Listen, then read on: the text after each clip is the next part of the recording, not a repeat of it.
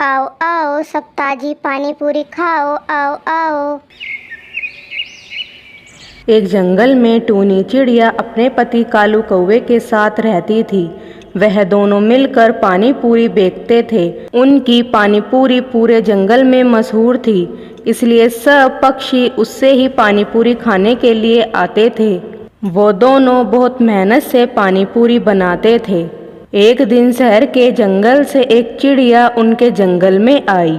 उन दोनों को पानी पूरी बनाते देख उस चिड़िया को उन दोनों से बहुत जलन हुई।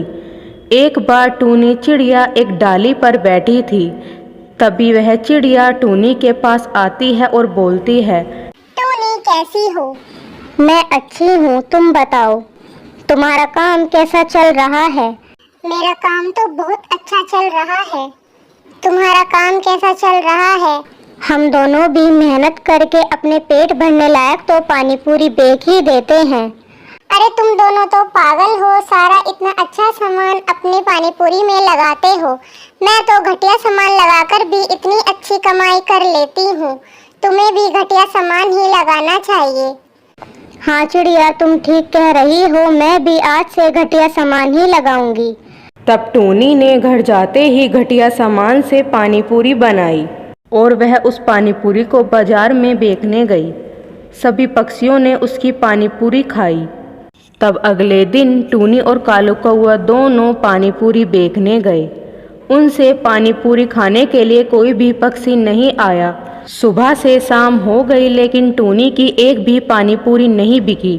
तब टूनी ने सावित्री मौसी को जाते हुए देखा। सावित्री मौसी, क्या आप आज मेरी दुकान से पानी पूरी नहीं खाएंगी? नहीं टूनी, तुम्हारी पानी पूरी खाकर मुझे बीमार नहीं पड़ना है। मैं तुम्हारी पानी पूरी नहीं खाऊंगी। जंगल के सभी पक्षी तुम्हारी पानी पूरी खाने से बीमार हो गए हैं। मुझे बीमार नहीं होना है। वह इतना कहकर वहाँ से चली जाती है।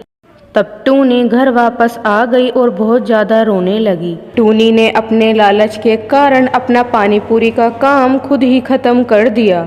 उसकी पानी पूरी की दुकान बंद हो गई।